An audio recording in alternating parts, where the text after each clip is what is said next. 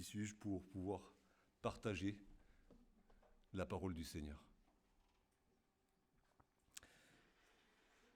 Oui, Seigneur, ta parole est la vérité. Et nous qui sommes pécheurs, nous l'avons reconnu. Tu es la vérité, Seigneur. Et nous avons besoin de toi. Nous avons besoin de toi, nous avons besoin de ta lumière, de ta vérité, pour vivre dans ce monde de ténèbres. Nous avons besoin de ta lumière pour voir au plus profond de notre cœur. Voir ce que tu vois toi, et non pas ce que nous croyons qu'il pourrait y avoir de bon en nous, mais voir le péché qui est en nous et accepter que tu le guérisses. Oui, Seigneur, ta parole est la vérité. Nous avons besoin que tu nous purifies par ta vérité. Conduis-nous, Seigneur, dans ta parole, que ce soit toi qui ouvre ta parole pour nous ce matin, qui nous la fasse comprendre par ton Saint-Esprit et qui nous donne la force, la volonté et la capacité de pouvoir la mettre en pratique. Merci Seigneur pour ta parole. Merci de nous l'avoir donnée, merci de nous l'avoir transmise de génération en génération. Merci de l'avoir préservée pour nous. Merci de pouvoir encore la lire ce matin, ensemble. Dans le nom de Jésus. Amen.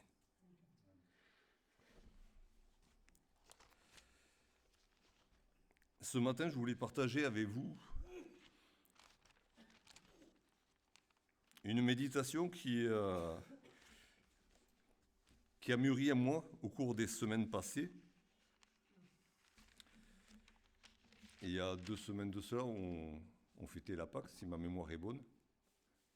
Je doute même de ma mémoire pour les événements récents, mais il me semble bien que c'était Pâques il y a 2 semaines, quelque chose comme ça. Et en pensant à ce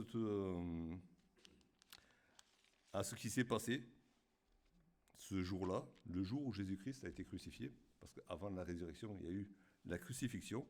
Il ne peut pas y avoir de résurrection s'il n'y a pas eu de mort auparavant. J'ai réfléchi à un événement qui s'intercale dans tout ce qu'on voit que le Seigneur a souffert pour nous. Il a été arrêté, il a été maltraité, il a été battu, il a été insulté, on lui a craché dessus. Il a été battu sur l'ordre de Pilate. Et il a été humilié par la foule qui, quelques jours auparavant, l'acclamait et qui maintenant demandait sa mort. Il a été trahi et renié. Et je propose juste de lire 2 versets, 2-3 versets, dans l'évangile de Marc, au chapitre 15.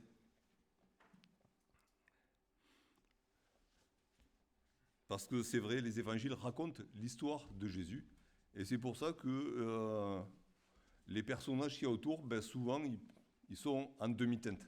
Hein, et c'est Jésus qui est en avant. Et ce matin, c'est encore Jésus qu'on veut mettre en avant, même si je vais vous parler d'un personnage qu'on va dire secondaire dans les évangiles.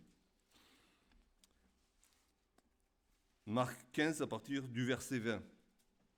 Donc, après tout ce que Jésus a subi depuis la nuit précédente jusqu'à ce matin-là, après s'être ainsi moqué de lui, ils lui ôtèrent la pourpre, lui remirent ses vêtements et l'amenèrent pour le crucifier.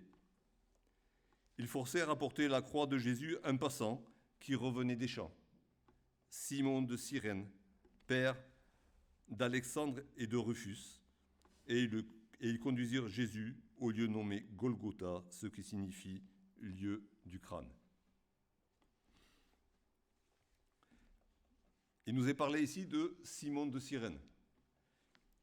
Et Matthieu et Luc relatent aussi l'intervention bien involontaire de Simon de Cyrène dans le parcours de Jésus vers la croix.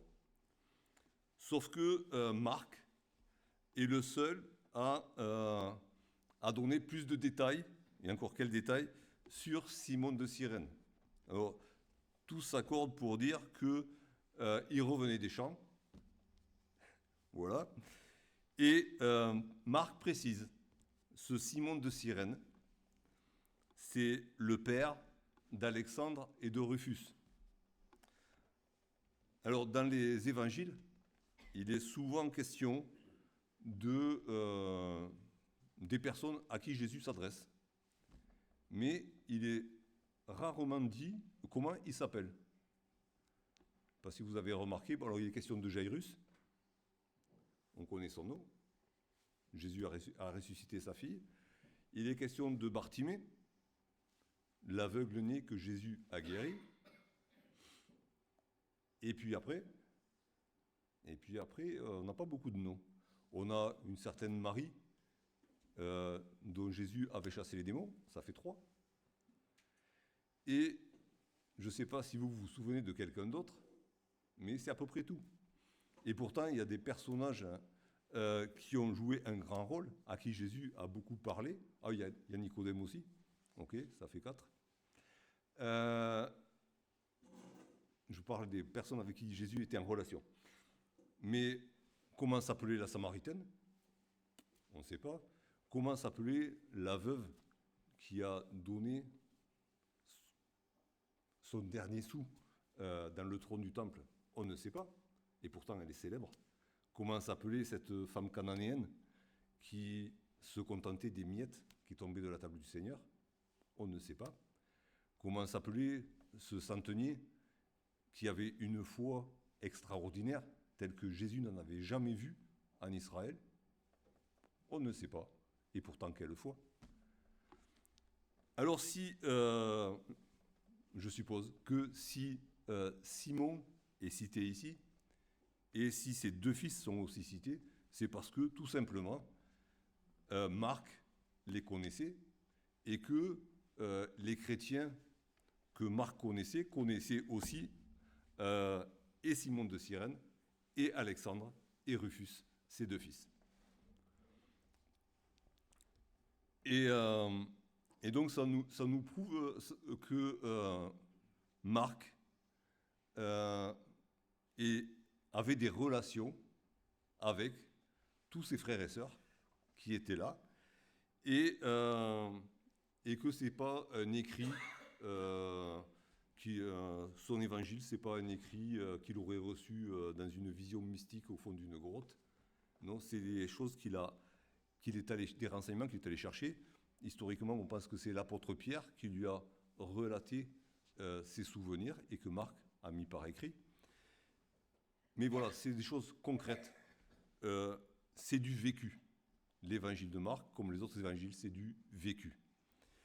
C'est un témoignage de ce qu'ils ont entendu et vu avec le Seigneur et autour du Seigneur. Et il est question d'un Alexandre dans le livre des Actes. Il est question de plusieurs Alexandres, mais d'un Alexandre qui a une position positive et qui est un compagnon d'œuvre de Paul, qui passe pas loin qui se fait bien malmener à la place de Paul à Éphèse, par exemple. Donc, on peut supposer que c'était cet Alexandre-là, le fils de Simon de Cyrène. Et puis, dans l'épître de Paul aux Romains, quand Paul demande aux Romains de saluer des frères et des sœurs dans leur assemblée, il est fait mention d'un certain Rufus aussi, que Paul connaissait très bien, et dont il dit que sa mère était en quelque sorte sa propre mère à lui. La mère de Rufus lui avait, d'une certaine manière, servi de mère à Paul aussi, à certaines occasions. Du coup, ça peut nous donner une idée, en faisant des approximations, de l'âge de Simon de Cyrène. Si Paul considère la mère de Rufus comme sa propre mère, il y avait certainement il y avait plus que l'attitude et l'amour fraternel entre eux, il y avait peut-être aussi un décalage d'âge.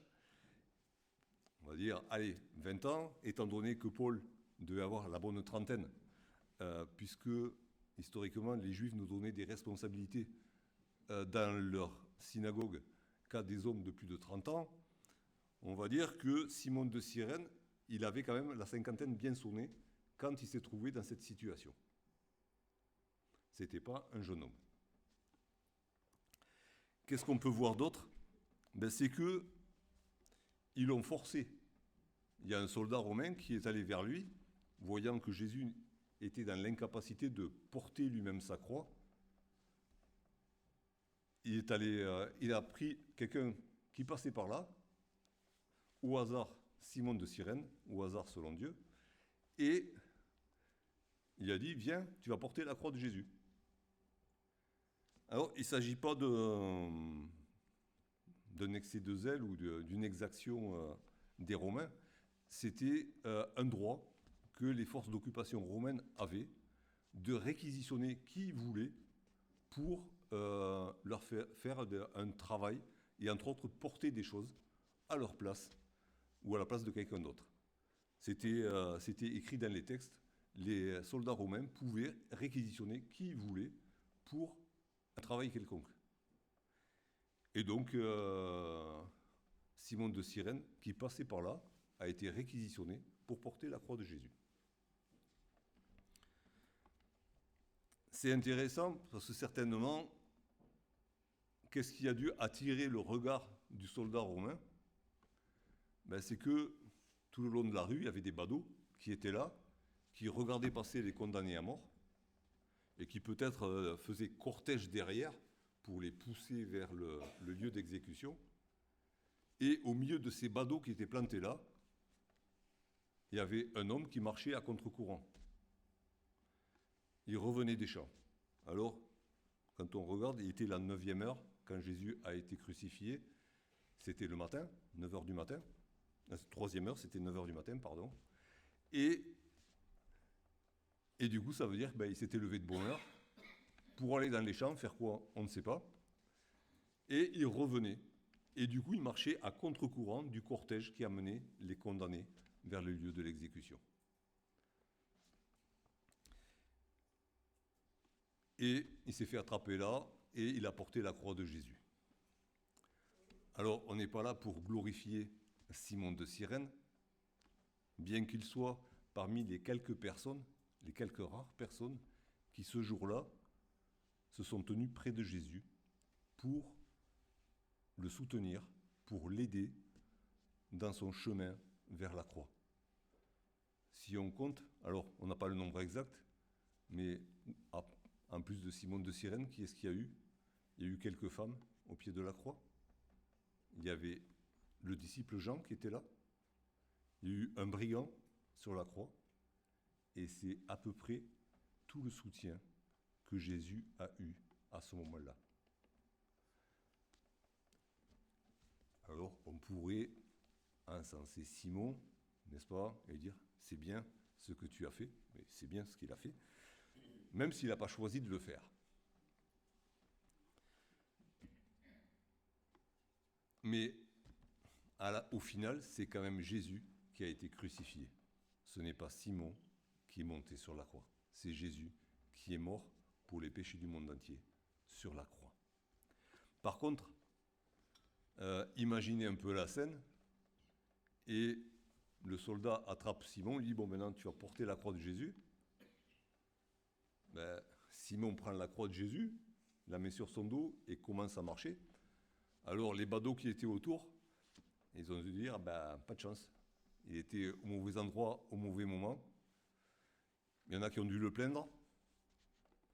Mais imaginez ce qui s'est passé quand ils ont tourné le coin de la rue. Les badauds qui étaient là, ils ne savaient pas. Ils ne savaient pas ce qui se passait. Hein. Et probablement que Simon a reçu les insultes destinées à un condamné à mort. Certainement, il a reçu les crachats. Certainement, il a reçu autre chose. On ne le sait pas, c'est pas écrit. Mais j'ai justement, en lisant dans le livre des Actes, l'épisode où il est question d'Alexandre, il y avait une foule qui était réunie là, qui a crié pendant 2 heures, et ils ne savaient même pas pourquoi ils étaient réunis. Alors, au coin de la rue, il me semble qu'il n'y avait personne qui savait qui étaient les condamnés. Ils ont vu quelqu'un qui portait la croix, et ils ont craché dessus. très certainement. Simon, de cette manière-là, a porté, avec la croix, il a porté la honte du condamné à mort, la honte de celui qui était maudit et pendu au bois.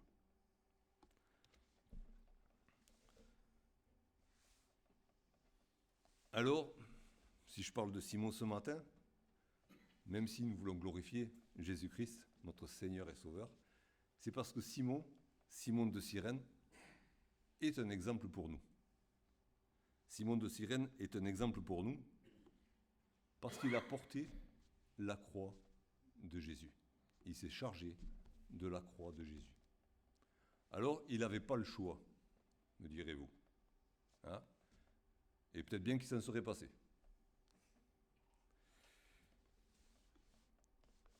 Mais certainement, vous avez déjà en mémoire les versets que je vais lire avec vous dans l'évangile de Luc. Nous allons lire 2 brefs passages. Luc au chapitre 9, le verset 23. C'est Jésus qui parle. Et il dit à tous, « Si quelqu'un veut venir après moi, qu'il renonce à lui-même, qu'il se charge chaque jour de sa croix et qu'il me suive. » Et plus loin dans l'évangile de Luc, au chapitre 14,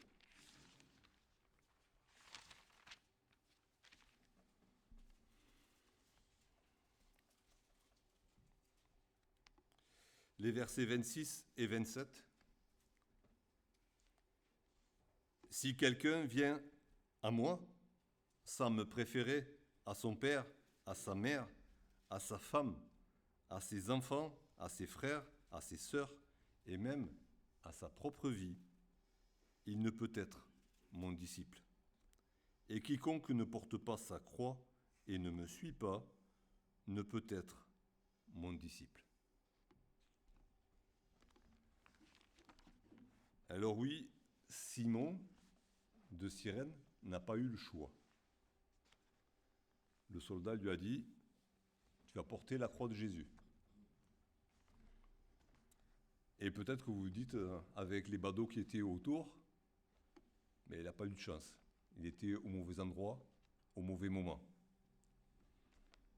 Et peut-être que chacun de vous, dans son cœur, peut-être se dit, ben moi j'ai le choix. Eh ben non, tu n'as pas le choix. C'est Jésus qui le dit. Quiconque ne porte pas sa croix et ne me suit pas, ne peut pas être mon disciple. Si quelqu'un vient après moi, qu'il se charge chaque jour de sa croix. Tu n'as pas le choix. Ce n'est pas un soldat romain qui vient te dire « Prends ta croix et suis Jésus ». C'est Jésus lui-même qui le dit. Sinon, tu n'es pas son disciple. C'est clair. Alors, ce n'est pas une parole facile à entendre, ni à mettre en pratique, mais c'est la vérité que Jésus a annoncée aux grandes foules qui le suivaient. Et suite à cela, il y en a qui sont partis.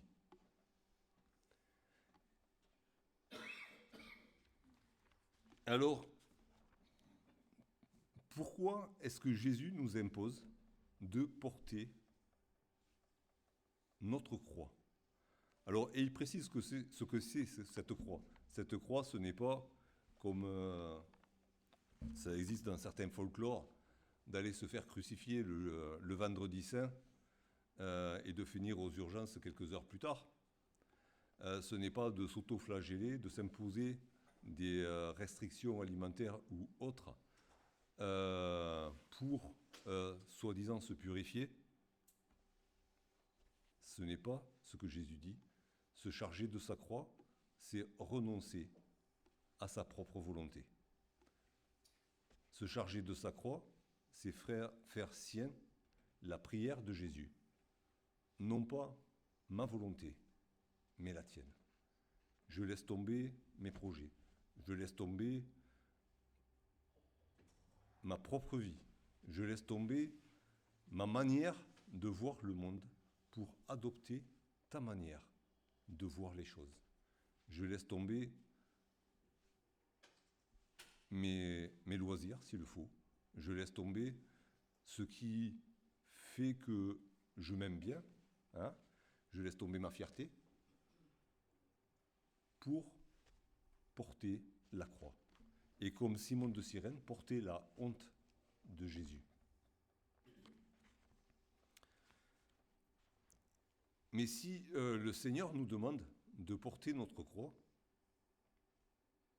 c'est parce que, à travers cela, il veut nous donner quelque chose qu'on n'aura jamais si on ne le fait pas.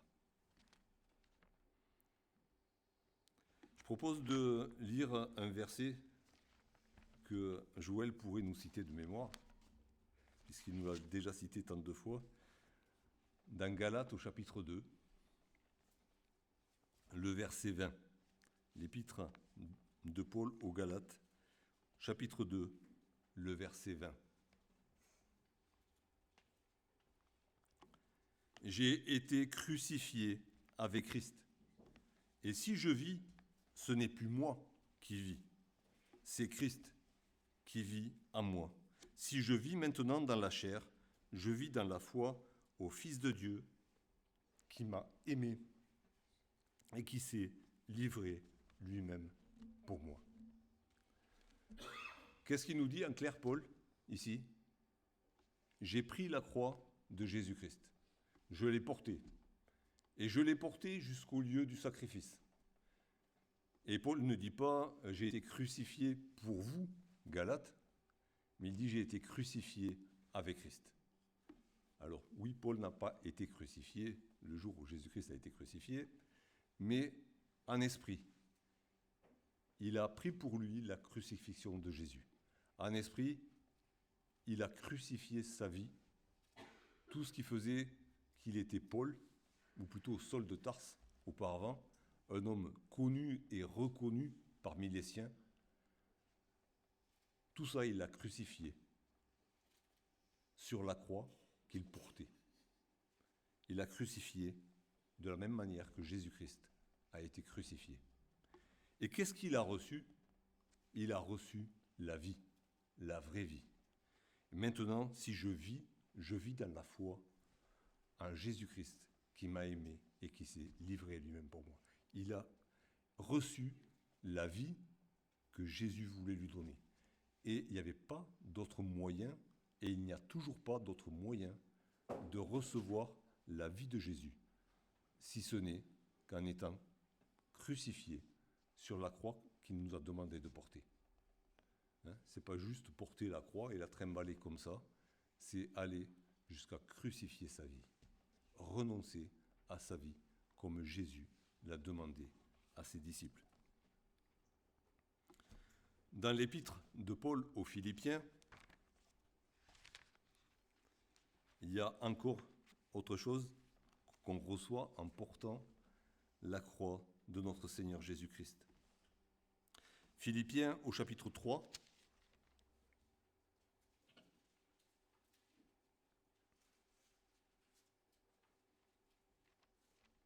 au verset 10, il est écrit « Ainsi, je connaîtrai Christ et la puissance de sa résurrection et la communion de ses souffrances, en devenant conforme à lui dans sa mort, pour parvenir, si je le puis, à la résurrection d'entre les morts. » Mais en portant la croix, selon l'ordre de Jésus, en me crucifiant moi-même sur cette croix, en Jésus-Christ, je serai en communion avec ses souffrances.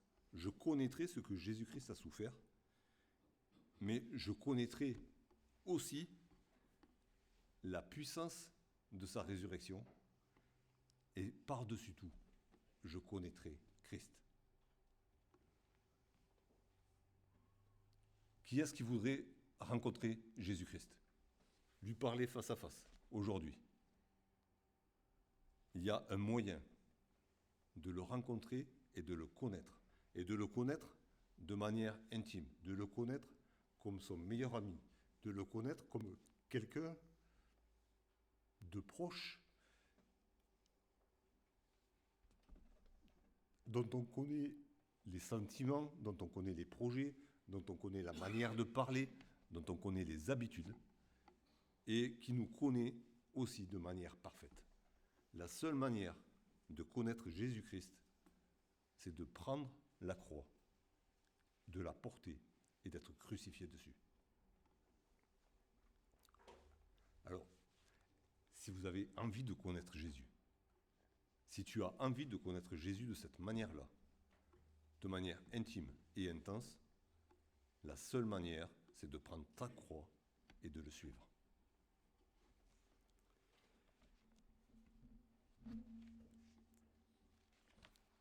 Et puis, des fois, on exprime des désirs dans nos prières. Et dans nos prières, on exprime le désir de voir la parole de Dieu couvrir toute la terre, voir le salut de Jésus-Christ être accessible à tous sur toute la terre. On exprime le désir de voir l'Église qui grandit, qui s'affermit, qui se multiplie. Et encore une fois, cela n'est possible qu'en prenant chacun notre croix. Dans l'épître aux Colossiens, au chapitre 1er et au verset 24,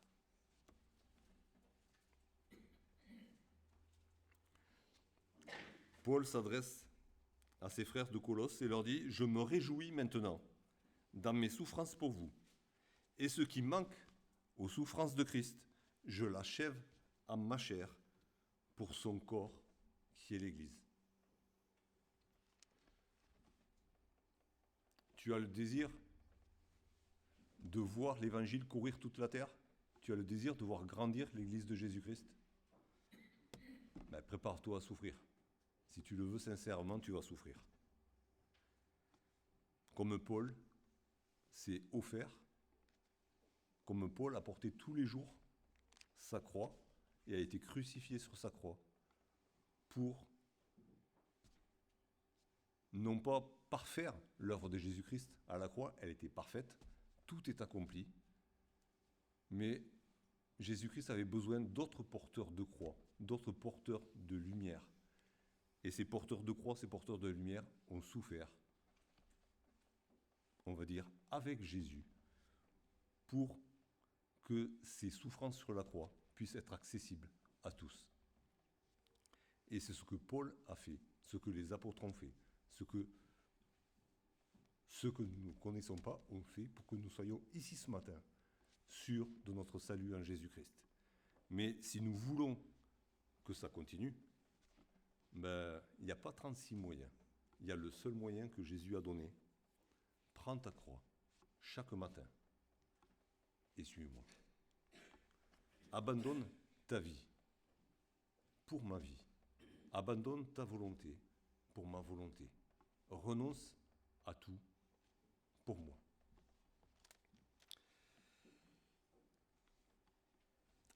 Alors ça se traduit de différentes manières dans la vie de chacun. Et on n'est pas tous appelés à parcourir la terre comme l'apôtre Paul. On n'est pas tous appelés à connaître les naufrages et les lapidations qu'il a connues.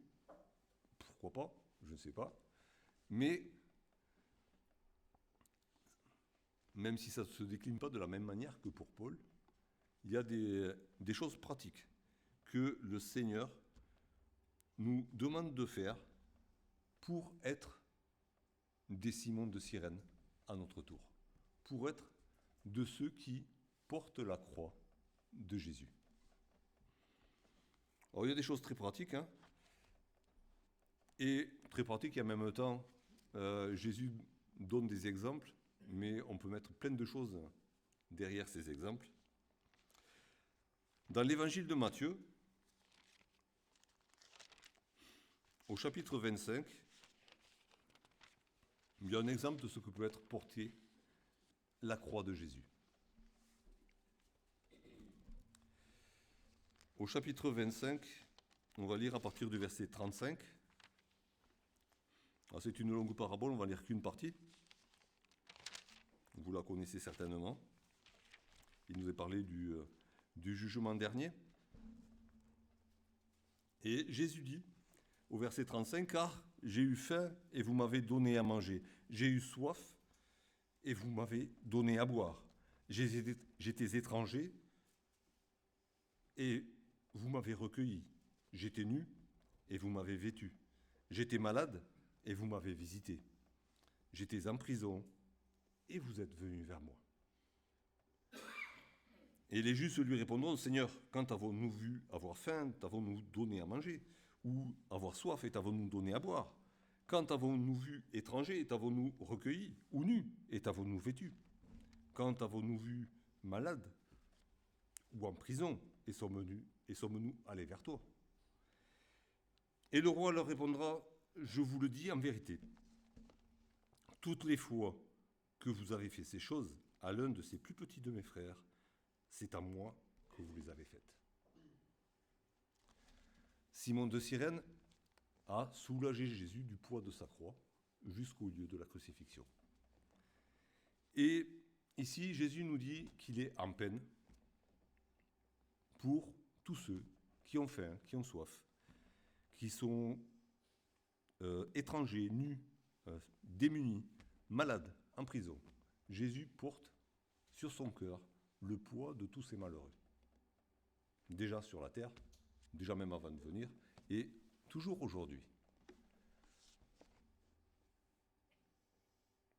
Et Jésus attend que chacun de nous prenne une part à ce poids qu'il a sur le cœur, à cette croix qu'il porte encore, d'une certaine manière. Je ne parle pas de la croix où il a expié nos péchés, mais de ce poids qu'il a sur le cœur pour chacun de ses plus petits frères. Le Seigneur est un souci pour chacun de nous, dans toutes nos situations. Et il veut que nous aussi, nous soyons conscients de cela, et qu'on dise, oui, je vais porter la croix de Jésus. Et, concrètement, je vais donner à manger à celui qui a faim. Je vais donner à boire à celui qui a soif. Je vais accueillir l'étranger. Je vais habiller celui qui est démuni. Je vais rendre visite à celui qui est malade. Ça me fait sourire parce que j'ai un beau-frère qui, rien que de voir une pancarte hôpital, il a des boutons, il commence à se gratter. Il n'aime pas ça. Au bout d'un quart d'heure qu'on est dans l'hôpital, il faut qu'il sorte, il n'est pas bien. Mais il y va quand même. Quand il faut aller visiter quelqu'un, il y va. Mais franchement, c'est pas son truc. Mais il y va quand même. J'étais en prison et vous êtes venu vers moi. Et là, c'est pareil. Il s'agit, alors, on peut penser à la prison de Béziers. J'y suis assez souvent. Mais ça nous fait penser aussi à ce que Paul écrit dans ses épîtres. Il était en prison à cause de l'Évangile. Et aller le rencontrer en prison, aller lui rendre visite en prison, c'était s'associer à sa condamnation. C'était s'associer au fait d'être un disciple de Jésus, et c'était s'associer au risque d'être condamné et mis à mort avec Paul. Et ça se joue à ce niveau-là. Et on peut mettre plein de choses derrière. On peut avoir faim et soif, pas seulement de nourriture, mais faim et soif d'affection, faim et soif de la parole de Dieu aussi, faim et soif de plein de choses. On peut être étranger de plein de manières, même dans sa propre famille. Voilà, il y a plein de choses où Jésus est sensible, et il nous demande d'être sensible aussi et d'intervenir. D'intervenir en prenant une part du fardeau qu'il a sur le cœur pour les plus petits de ses frères. Ça va nous prendre de l'argent, ça peut nous vider le frigo, ça peut nous prendre beaucoup de temps qu'on n'a pas, généralement, n'est-ce pas? Mais c'est ça aussi, porter la croix que Jésus nous demande de porter.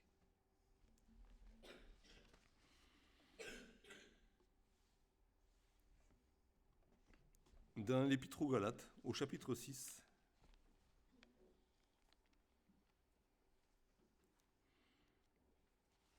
et au verset 2, il y a un commandement qui nous est donné et qui nous rappelle, qui a été très bien illustré par Simon de Cyrène.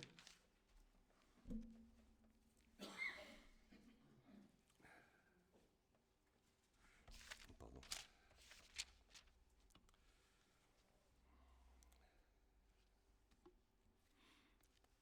Paul dit à ses frères de Galatie, portez les fardeaux les uns des autres, et vous accomplirez ainsi la loi de Christ.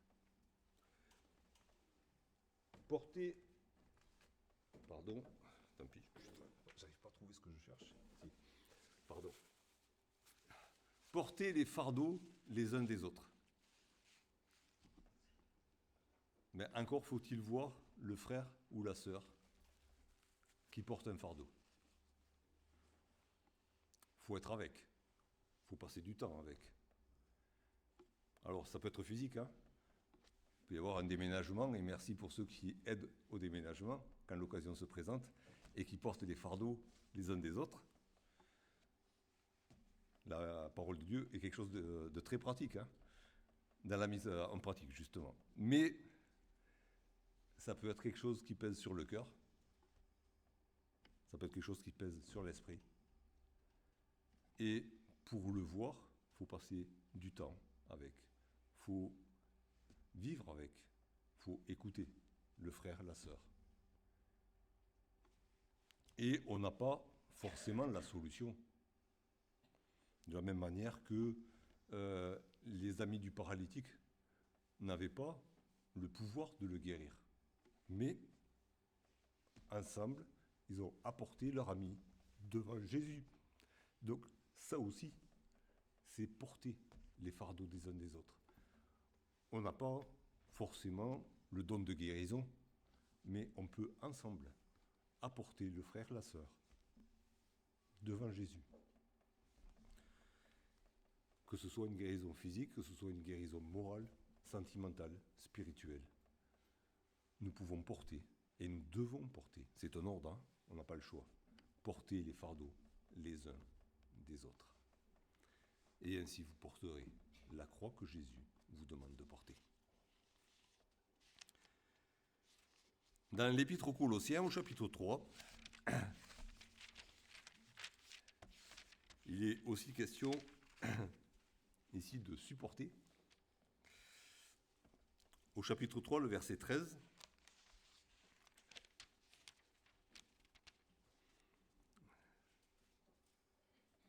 supportez-vous les uns les autres.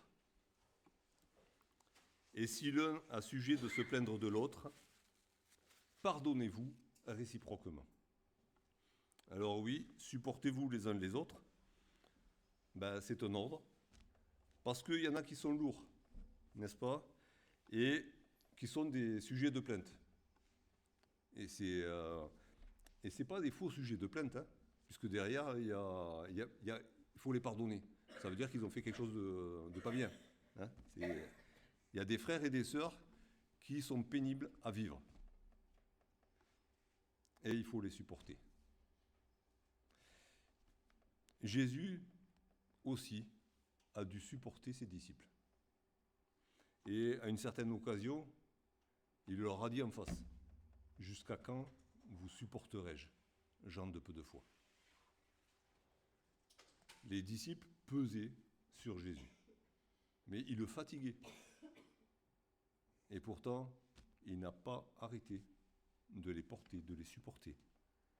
Et comme le dit Paul aux Colossiens, il leur a tout pardonné. Il a mis, encore une fois, Jésus a mis en œuvre ce que l'ordre que Paul nous donne hein, dans cette lettre-là. Il a supporté ses disciples et il leur a tout pardonné. Quand il a pardonné à tous.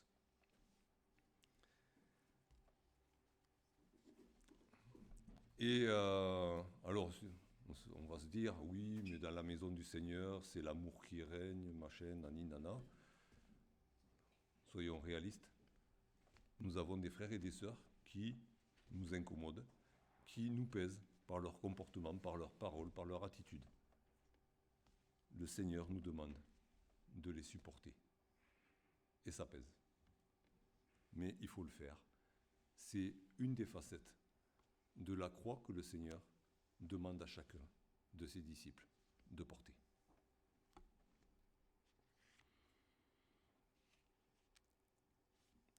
Et quand le Seigneur dit à ses disciples de se charger chaque jour de leur croix, quand il nous le dit à nous, charge-toi chaque jour de ta croix, mais il n'y a pas de limite, c'est chaque jour. C'est pas une fois j'ai choisi dans le passé la croix de Jésus-Christ, et puis maintenant, ben voilà, c'est un beau souvenir. Hein. Le Seigneur m'a pardonné de mes péchés, et j'ai commencé une nouvelle vie, je suis assuré de l'éternité dans sa maison, et puis voilà. Non, c'est chaque jour. Chaque jour, tu te chargeras de la croix que le Seigneur te donne à porter.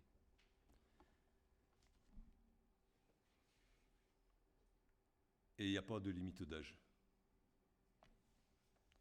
Alors, c'est mon estimation, hein, mais comme je vous l'ai dit, Simon, il avait peut-être la cinquantaine bien sonnée quand il a dû porter la croix de Jésus.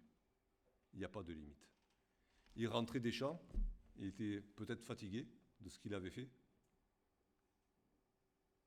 C'est pas une excuse. Enfin, pas une excuse valable pour ne pas prendre chaque jour la croix que Jésus nous demande de porter. Il n'y a pas de limite, c'est jusqu'à la fin. Quel que soit notre état, quel que soit notre âge, Jésus nous dit toujours la même chose. Si tu veux venir après moi, charge-toi chaque jour de ta croix et suis-moi. Et ainsi, tu seras mon disciple. Alors il se peut que nous soyons fatigués, c'est possible, mais on a des exemples dans la parole où les gens fatigués ont continué l'œuvre que Dieu leur avait demandé de faire.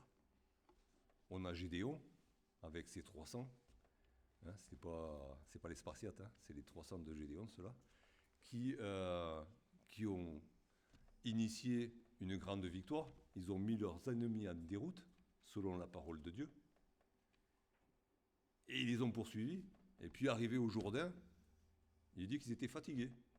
Ok, fatigués, mais poursuivant toujours. Ils ont continué à exploiter la victoire que le Seigneur leur avait donnée. C'est pas parce qu'ils étaient fatigués qu'ils ont dit, bon, maintenant on s'arrête, on est arrivé à la limite de notre territoire, les autres vont se débrouiller. Non, on est fatigués, on continue quand même, parce que le Seigneur nous l'a demandé. Et le Seigneur est celui qui a promis de renouveler nos forces, et ça c'est notre frère Narindra qui nous le sort à chaque fois, hein. Il renouvelle nos forces et nous fait prendre notre vol comme les aigles, c'est dans Ésaïe 40. Et quand on voit l'exemple de l'apôtre Paul qui prenait chaque jour sa croix, ben, qu'est-ce qu'il dit à la fin de sa vie? Je cours. Alors, l'apôtre Paul avait sa croix sur le dos, il courait, spirituellement. Hein. Sa croix était spirituelle aussi, hein, il ne se promenait pas avec un bout de bois sur le dos.